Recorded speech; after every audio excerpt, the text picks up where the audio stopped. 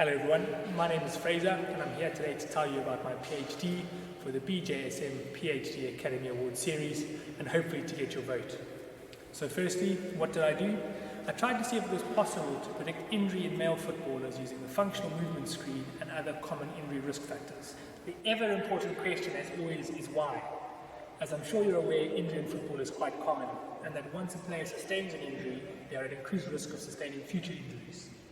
This can have negative implications for the team and the overall standing of the league, but also has wider cost implications for the club. Sports and medicine exercise practitioners are therefore interested in identifying players who are at increased risk of injury in order to try and mitigate that injury risk. The FMS is one of the most commonly used tools for doing this and is often advertised as a reason for many success stories in football. How did we do it? In the first part, we developed a marker set for measuring 3D human movement and tested it for reliability. We then assigned measurable pass and fail criteria to the FMS thresholds so that we could test the measurement capabilities of the FMS.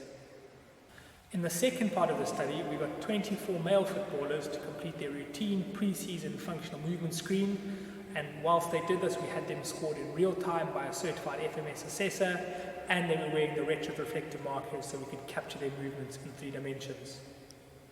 This also allowed us to compare the computer-generated scores against those determined by the FMS assessor. We then followed them prospectively throughout one competitive season and recorded details around their injuries, demographics, anthropometrics, and data regarding training load. We were then hoping to include this data into a prognostic statistical model in the final part of the thesis to see if we could identify players at risk of injury. And so what did we find? The FMS does not demonstrate the properties to be considered a measurement and is therefore not valid for ranking movement patterns or predicting injury. As the FMS could not be considered a scale or a measurement, we therefore couldn't include it in our prognostic statistical model. Based on the remaining variables which were developed or collected in keeping with the consensus statement on injury reporting and data collection guidelines, we then developed a prognostic statistical model, but unfortunately it didn't perform very well and was unable to prognostically identify players at risk of injury. The main problems being a high number of false positives, where the model told us a player would be injured but they hadn't reported being injured, and the poor prognostic validity or ability of the variables that we included within our model.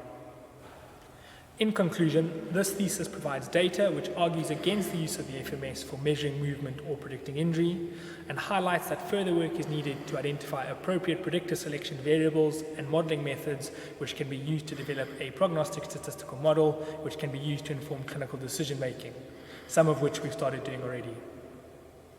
Thank you.